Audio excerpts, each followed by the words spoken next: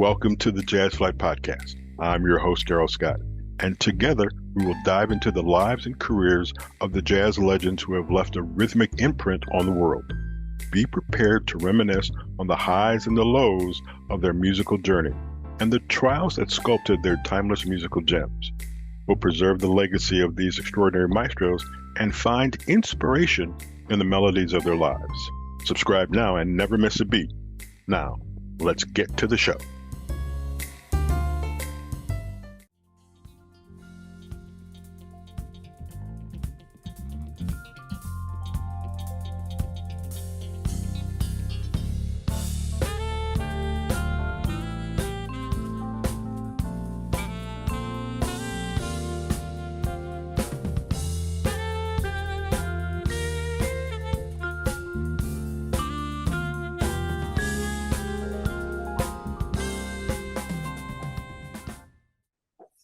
That is Harriet's Train from our guest today.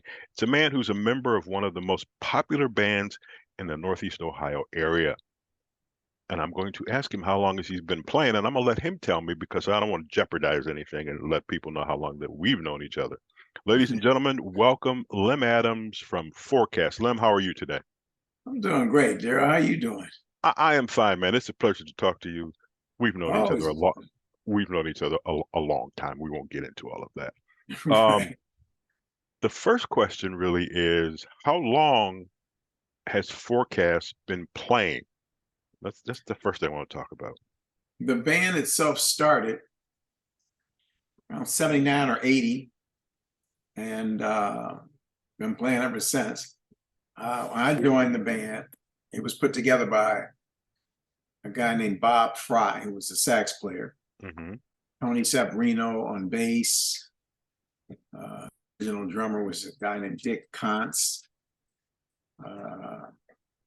Lou Lawson on guitar, and Rick Barda on guitar. And we didn't have a keyboard player until years later. And we played like that. And I met Bob at a jam session at Case Western Reserve. And he asked me if I wanted to come by and, jam with him and some of the guys, and we did. And we put together, he put the band together. All I wanted to do was learn how to play the vibes. And it was a different sound, and he was a little bit attracted to it.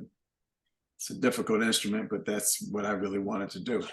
And that's pretty much where it started. And then from there, it just started evolving, as guys would either get married and leave the business or move to other cities, whatever personal reasons there may be.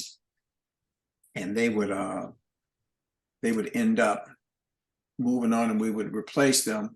And then I think the first keyboard player we had was a guy named Michael Carroll, who stayed with the band just for a couple of years. He and his wife was a sax player, and they pursued a duet thing in another direction at the time. And then I would say the band started really coming into play and getting to be noticed in the Cleveland area when it was Bob Fry on sax, Tony Severino on bass. Then we got a Fernando Parker on drums. Then I think later Carmen Barth came in on guitar. And it rolled like that for a while. Then Fernando ended up leaving on the drums, and then we picked up Noah King. And that's when the band started really kind of mellowing out. Then we picked up this keyboard player, Dave Manillo. Yes. That was the solid part of the band for a long time. Then a few years went by, and Bob Fry ended up getting married and moved to New York. I won't get into any personal things on that. If you ever see him, he can tell you all that. Mm-hmm. So he moved to New York, and he must have did a stretch in New York for about 22 years, so he was gone. So after Bob left, we picked up Mark Johnson on sax. Mm-hmm. And we rolled like that for a good while. But back when Bob was in the band, we did some big stuff, man. We did the Front Row Theater. First time we did the Front Row Theater, he was, in the band. We did the Blossom, the Cool Jazz Festival, Cool Jazz Festival, the JBC Jazz Festival, there's plenty more. there was like 3 major jazz festivals that would come through Cleveland and play at Blossom. And they would always call us to open up. And several acts at the front row, the manager of the front row, he just took a liking to us, and he would call us, and we would do little half-hour sets before various different artists, you know, and they came to town. That was such a cool spot. I really hated when that place closed down. Yeah, the front row is one of the better places to see any type of concerts. Now, perfect venue. How did we come up with the name Forecast? Tony Severino came up with the name. We all had put a name in the hat that we wanted to call the band. And Tony Severino put Forecast in it. And at that time, we were playing some weather report stuff. We were like a weather report copy band. And then later on, we started picking up on Spiral Gyro on their stuff. So and a lot of our following would come just to hear those type of tunes. But when he threw the name Forecast in, and we all pulled the names out of the hat, I wanted to name the band Continuum. Okay. And everybody thought that was too deep. He says, Continuum, what do you mean? I said, to continue. Right. To be continued. Right. And they just didn't, they weren't fun. I ended up writing a tune called Continuum, and we played that for a few years. Bob Fry wanted to call it You Got It. And we kind of teased him and said, you got what? Yeah, I can understand that. Yeah, he didn't like us teasing him about that, but Forecast ended up being what we called the band, and it stuck. And yeah, it's been Forecast ever since. And then as those guys left and kept going, Carmen Barth came into the band, and he started managing the band, which I was so relieved. All I wanted to do was play. I didn't want to do any of that, you know, business part of it. I just really wanted to learn how to play. Okay. So Carmen carried it for years, and he took us a lot of places and did a lot of things. We were really focused on writing original tunes at that time. I remember one of the biggest tunes we played was a tune called Right Before Your Eyes. And that was written by Carmen Barth. And that tune got pretty popular on the local radio stations, not necessarily national, but on the local radio stations. And we were still, you know, searching to try to get that little edge, that little door to get out of here. And then Carmen one day left for California with intentions of coming back, and that went weeks, months, and I was like, Carmen, when are you coming back? Right. And things just started rolling for him out in California, and he ended up staying. At that time, we replaced Carmen with Kevin Bias on guitar. So we rolled with that. And after Mark Johnson left, and we had Carlton Jones, Tiger. Yeah. Tiger he was on sax for a good stretch. Noah left, and then we got Dave Green on drums. That was a good stretch. Then Dave Manillo on keys left, and we ended up with Niles McKinney on keyboards. Yeah. And that stretched out for a good while. So, you know, it's been a struggle over the years, but I don't know, I've managed to keep, you know, I guess the popularity of the band, because consistently working, I could always call some cats, and they would always say, sure, I'll jump in there. So it's just been, I'm the only one that's been there since day one. Gary Stevenson ended up coming in on bass after Tony Severino, and he's been there with me ever since. And it's just been a beautiful thing, man.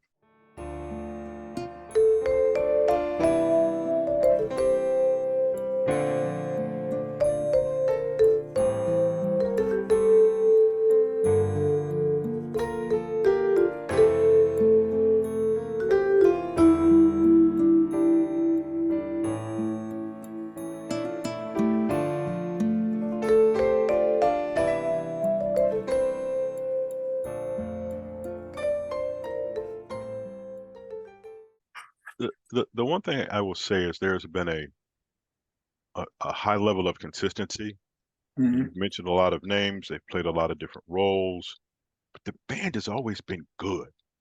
I mean, you enjoyed watching them. You enjoyed the music that they played, so forth and so on.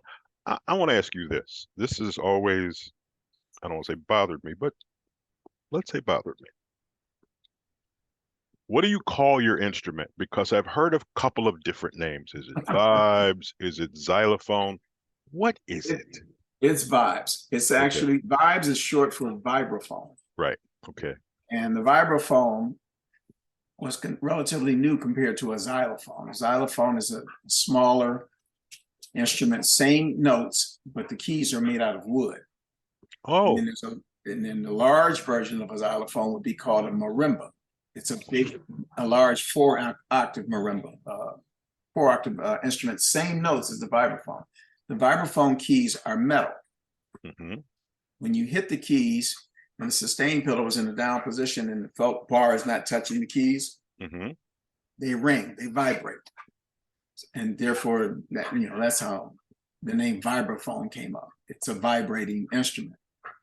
But a lot of people will still call it a xylophone because they remember from school those little bells, and they're all set up in the same notes as a vibraphone. But vibes became the short name for it, and that's really what it's called, vibes. So what made you pick that instrument? Roy Ayers. Okay. Going to every Roy Ayers concert, and every time he gave the man was in Cleveland as if he was a local artist. Yes, he was. Yes. He was at the Syrah House. He was at Cleveland State. He was at Tri-C. He was at the Road South. He was at the Mad Hatter. The Easttown Motel, the Mad Right. Hatter. I mean, we can go by. I know I'm telling my age, but I mentioned it because these places are all torn down now. They're gone. But the man was playing here in Vales. I mean, he played everywhere. Right. And Right. I would never miss a Roy Ayers concert. So how did he influence you to play the vibe? I just love the instrument. So here's the story. I'm walking in East Cleveland one day, walking down Euclid Avenue past Bill Capp Piano. Mm-hmm. There was a set of vibes sitting in the window with a mannequin standing over it.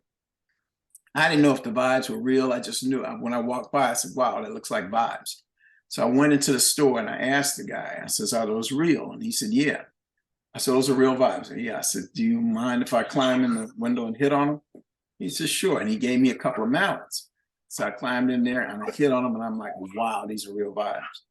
And the guy says, how long have you been playing? I says, I haven't. I've never in my life hit on one of these. And I was just picking out little things that I could tell by ear, Mm-hmm. how the lines would go and stuff like that. So then I asked the guy, so are they for sale? I said, because I know you only sell pianos in here. He says, yeah, no, they're more of a display piece. I says, yeah, but if you would sell them, how much would you sell them for? And he says, oh, I would need at least $1,000. I said, whoa.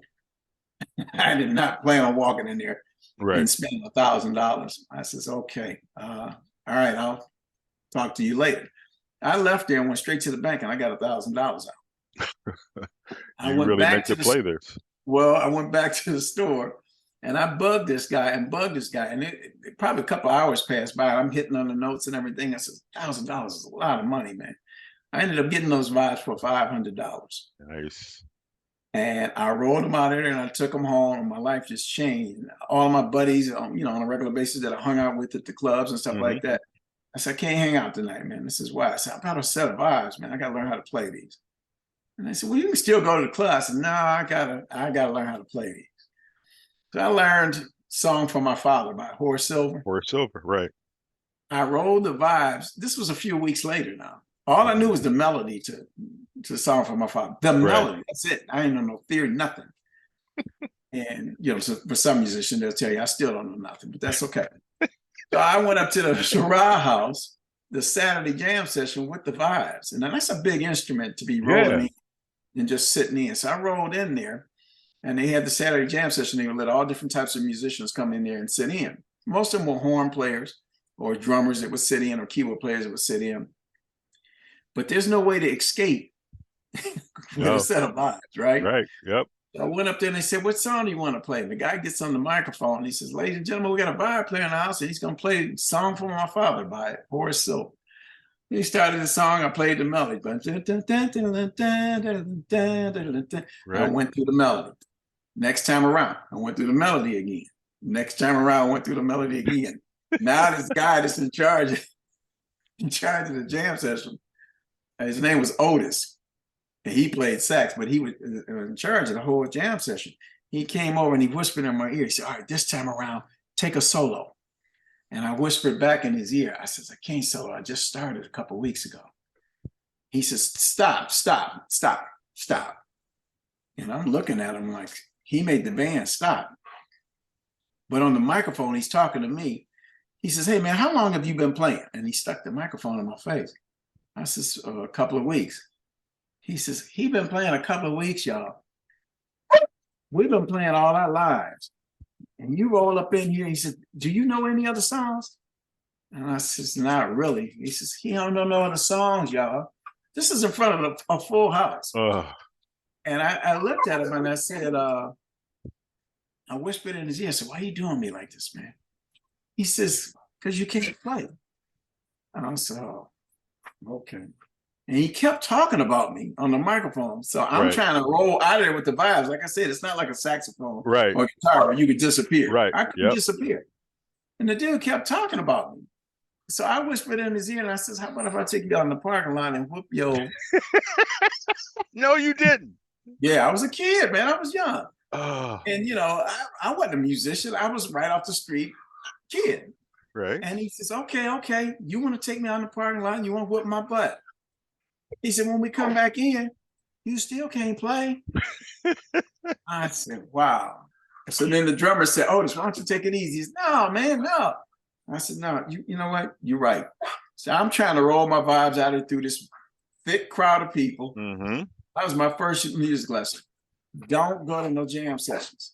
You better know a little bit of something about what you're doing if you go to jam session, because you're going to get tested all the time. Right. I never went to a jam session again. So you're self-taught on the vibes?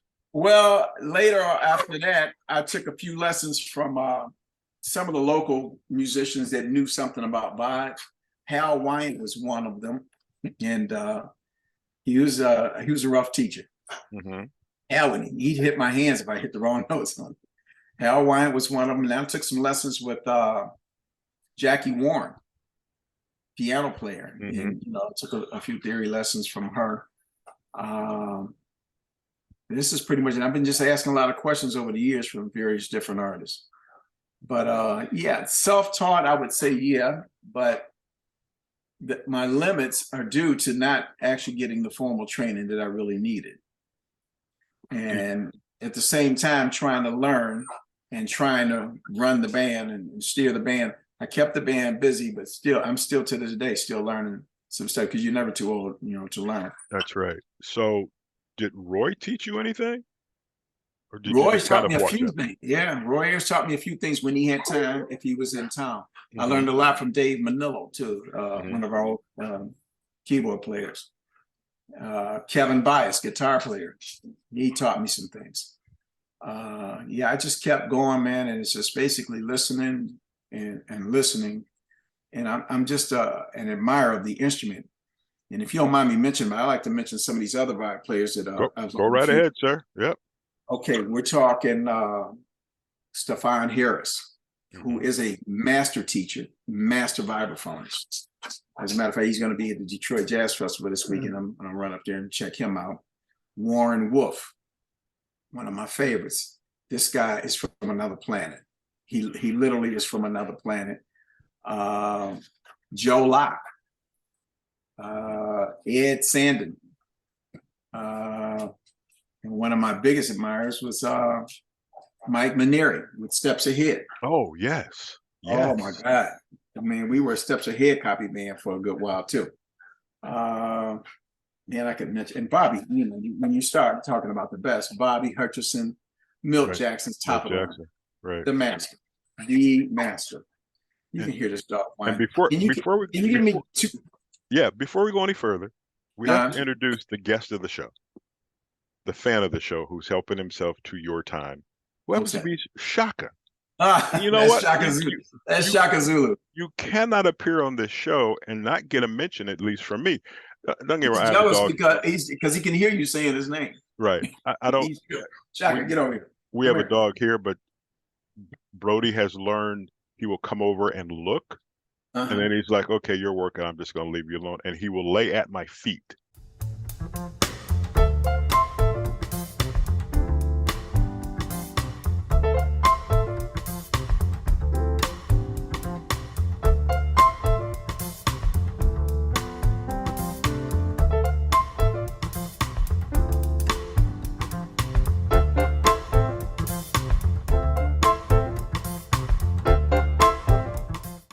You mentioned you do copy tunes. How do you choose the copy tune? Because there are so many, but you narrow down to what you can do. Is it based upon a soloist in the band who can play something from that, or is it just based upon popularity? How do you choose one? Well, the band has really changed from back in the day when we first started. We were a fusion band. We favored fusion. I still to this day love playing fusion over pretty much anything. That changed with the clientele changing, and the clientele that we presently have right now, the band is more of an instrumental contemporary R&B band. So we do a lot of R&B tunes, but we do an instrumental version of them. Okay. We do a little bit of fusion every now and then, but the bigger crowds came from playing the R&B instrumental stuff. And actually, smooth jazz is nothing but instrumental R&B. Okay. When you listen to, the smooth jazz tunes that are being played, a lot of smooth jazz artists will play an R&B song and they'll do their version of it. And that has drawn the bigger crowds. In order for me to keep the band going, I had to switch into that to get paid. So the only way you're gonna keep a band going is you got to be able to pay these guys. We can't. Of course. Yeah, and I got them spoiled. They're not playing for pennies anymore. When I call the guys up to do a gig, they know they're going to get paid, and that is the strength of that has helped me keep musicians, coming through and playing with the band. Okay. And the club scene, we kind of phased out. We still do some clubs every now and then, but it's not like back in the day, man. Oh God, there were clubs everywhere. Right. Yeah, they've you just don't have those closed clubs. up right. So we're doing a lot of festivals and a lot of private events, and they're paying pretty well.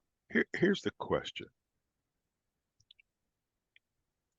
You have an instrument that is, I will say, not normal. It is very unique. Yes. Everything else is kind of unique. So when you do a cover song, what part does the vibe play? And how do you choose that you're going to do the saxophone part, or you're going to do this part? How do you do that in the band? Well, if it's a tune that's led, it's a vocal tune, normally led by vocals, we'll try to let the sax be the vocalist. If there's harmonies with the sax in there with other vocals, I'll try to do that part on the vibes, to harmonize with him, like on the bridge when it comes around. But the thing about vibes, even though these records may not have vibes on them, you can play vibes in them. And all it is your version of that song. Right. So if we did an instrumental version of it and we were to put the vibes in there, it's always possible. I mean, the vibes is an instrument. It's also a percussive instrument. So there's times I'll just play little lines in the background because we haven't had a regular guitar player in quite some time. So I may play some parts that a guitar might play, and I'll play them staccato.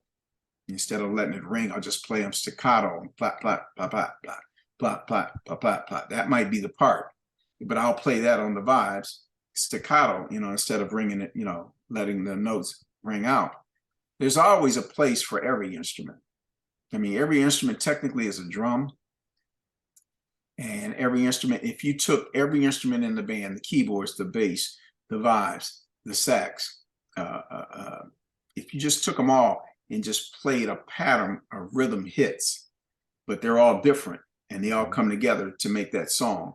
Right. They're all playing as a drum. So it's a bunch of rhythm being played in an orchestrated fashion to create a sound of music. So it's interesting. I can imagine what rehearsals are like when you're doing a cover song. Because does everybody kind of pick what they're going to do, or are they assigned? You're going to do this. You're going to do this part. Well, you can automatically hear what part you're going to play. Like I said, I'm usually the one that's not. If it's a copy tune or cover tune, I'm usually one that's not on that record. I will find a part that's not being played by another instrument. Like the keyboard player, he's got two hands. Right. Maybe 4 parts of keyboards on there. So I may play just the chords, or the keyboard player may play just the chords, and I'll play a line that's a repetitious line in the song, and the sax player may play the lead. And of course, the bass is going to play the bass, the drums are going to play the drums. But I find, and then there's songs that I may lead, like, okay, for instance, we do the Bruno Mars tune, Leave the Door Open. Yeah. Right. I'll play the Anderson .Paak part. Da da da da da da da da da da da da. Blah, blah, blah, da, da, da, da. He's leading the song with that voice. Right. And then Bruno Mars comes in and sings the higher part. When we do it, Riley, my sax player, will come in and play the Bruno Mars part. I'll play the Anderson .Paak part. But it all comes together. And then I'll play the bridge. Da, da, da, da, da, da, da. Da, da, da, da, da, da. Then he'll do the sax. Da, da, da, da, da, da. And I'll da, da, da, da, da, da. So it's always a place for every instrument. So it's music. You do your version of whatever that song may be. The one thing that I've liked about you and following your career and the career of the band is that there's such a following. There's such a relatability between the people who are listening to your music and you guys. I saw one time, I'm not sure how long ago it was, there was a young lady who said she was a saxophone player, and you're like, when you get ready, you can come up here and you can play with us. But there seemed to be such a connection between the two of you that she felt comfortable saying all of that. And there are many fans who come up and talk to you and so forth and so on. How do you cultivate those relationships? Is it just based upon that you play so friendly and everybody wants to know you? No, I'm going to tell you, when somebody comes up and says, like you said, this young lady came up and had a sax. I'm not sure. I don't know if that was Brittany Atterbury. I don't think I heard her name. Okay, well, whoever it was, if they approach me, I'm going to say, get your instrument, come on, I will find a spot in there and let you shine up here on the stage with us, because of the way I was treated by Otis. I will never, ever do anybody like, I don't think people deserve that. A lot of people will probably quit behind something like that. And I would encourage any young person to come up and say, I want to play. We had a kid one time, must have been 8 years old, that played sax. We were playing out of Debonair Vineyards on a Sunday. And his dad came up and he says, my son is here. He loves you guys and he plays sax. He says, he's just a kid. I says, where is he? He says, right here. I said, does he have his horn? He said, yeah. He says, bring him up. And I told the band, I says, we're going to let this little guy. So we just played like a little blues thing. He knew the changes to some blues. Mm-hmm. And he taught us what key he wanted to play. He must have been 8, maybe 9 years old. And we just backed him up, man. And the crowd went crazy. I like to see stuff like that. I don't want to discourage anybody and it gives them a shot of confidence that they've played on the big stage. Well, you need it. You don't need that negative of somebody telling you, man, you can't play. If I can't play to you, fine. But I would never tell anybody they can't play. I would say that's their style, that's the way they play. And try to encourage them into, getting more into their instrument, take some lessons, don't go the route that I went. Go to school. But you've done very well for yourself, and I encourage people to go out and see you and listen to what you play and how you play, because to me, you can play that instrument what I will call hard. I don't want to say beat on it, but it's a harder tone. But when you do that lighter stuff that just kind of blends in and it just kind of flows, dude, that's just what it is. It's cool, but it sounds so nice. Thank you. That's what it is. I will say that please don't take this the wrong way. I got a bone to pick with you. Okay. Dude, where's the album?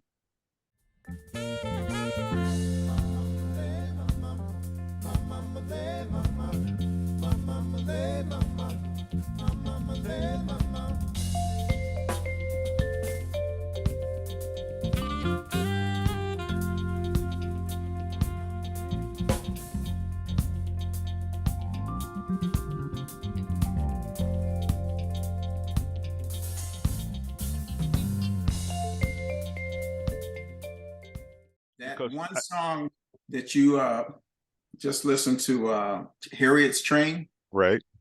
That's going to be my new single. I'm going to be putting that out real soon. Just want to talk about that a little bit. The song Harriet's Train, the theme of it was, I was thinking about Harriet Tubman at the time. Okay, and all the work that she did and how hard life was for her back then. But the Harriet's Train is, by her being considered one of the strongest points of the Underground Railroad, where Harriet's Train was just, it's a tribute to Harriet Tubman and all of her efforts of getting people out of the South, out of slavery, and up north, towards a more freer life. I'm just going to call it a freer life because the struggle continues today. Yeah. But and I really just always admired Harriet Tubman. I pictured her as being one of these school teachers today. Can you picture that? Yes, I can. I can. She can't. These kids couldn't handle her. No. Although she would straighten out a lot of kids. Right. But I've always admired her. Harriet's Train, that's the name of that song. And it's and by the way, those vocals on there, that was myself and Sharina Wynn. And Sharina is also on that other song of mine, Sweet Dreams. Okay. Just love her voice. And she used to be in the band, and she's coming off the road, been background with the OJs for some years, and she's had some free time lately. So we're going to be working together, collaborating on another project. But Harriet's Train is going to be released to him. Sweet Dreams is available right now. It's available on Spotify, Apple, on all of the streaming platforms. All of the streaming platforms. You just have to go on there and you got to know it's there. So is that where we can find your music, the band's music? Because everybody wants to know, they're going to listen to this and go, I want to hear some Forecast. How can I find it? How can I get it?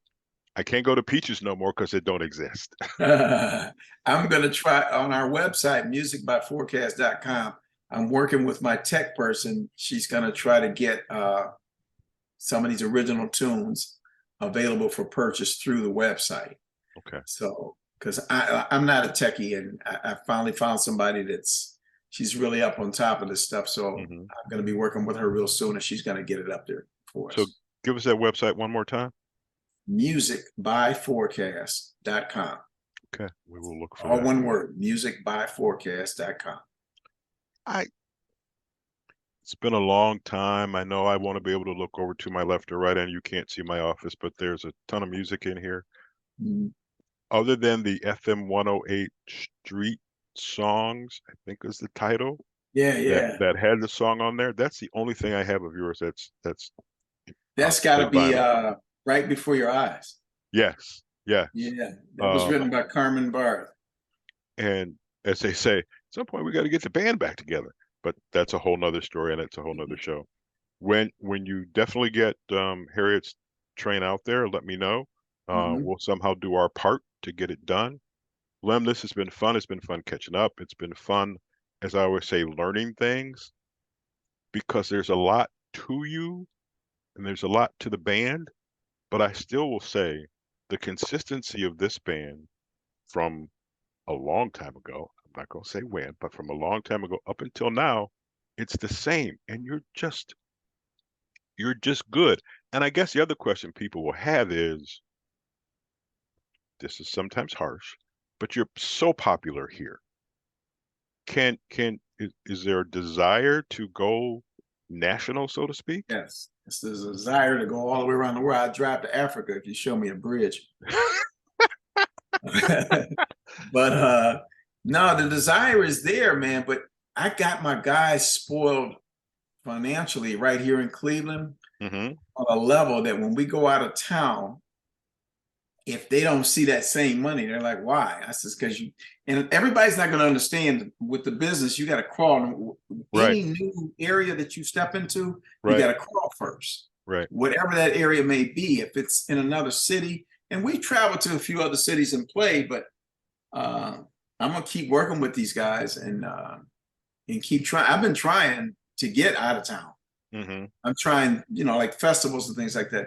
Clubs are okay out of town, Right. but the festivals that we enjoy the most because number one, you get to play in front of a larger audience, and number two, they pay better. And like I said, the only way you can keep a band together is if you pay them. All right, man. Once again, I greatly appreciate this. This has been fun. Darrell, I appreciate you, man. It's been a long, long time. You've been very supportive over the years.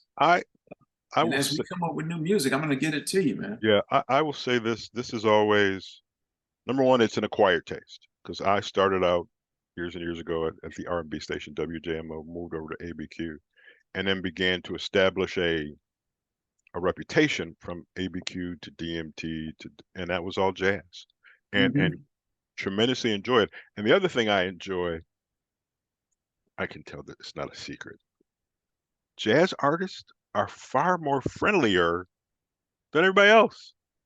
I can't say I have a bad thing to say about anybody, and that's locally and nationally. I Grover Washington Jr. called me at home when he was alive. Yeah, man, he was such a nice guy. Right, there was Roy Ayers. I'm working at WABQ. He had played the night before at the Mad Hatter. I'm in there, and I don't know if you remember the studio. It's a little room, whatever. Oh, I remember. Oh, yeah. And the next thing I know, I'm actually on the air saying something.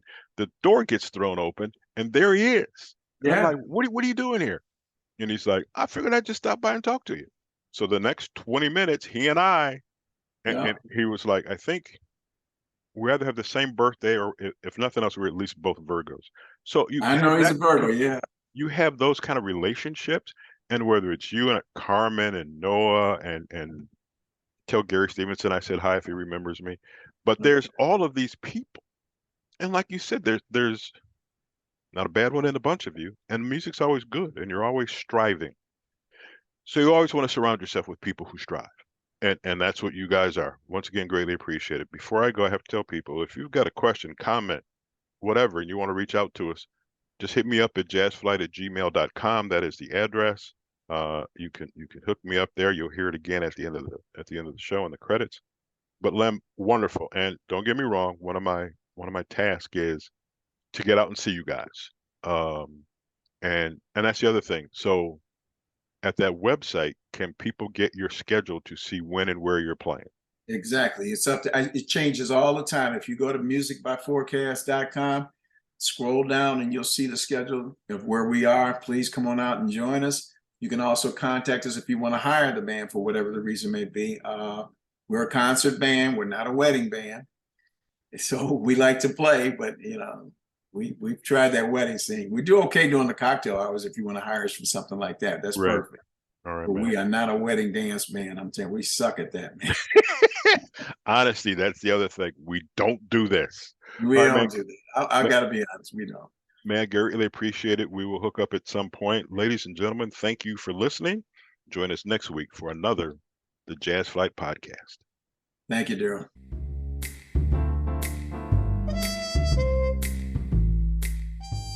Thank you for tuning in to the Jazz Flyte Podcast. I hope you enjoy these stories and soulful melodies that groove through the doors of time. If you want to stay connected with the latest updates and episodes, don't forget to subscribe to my channel and hit the notification bell. Until next time, I'm Darrell Scott.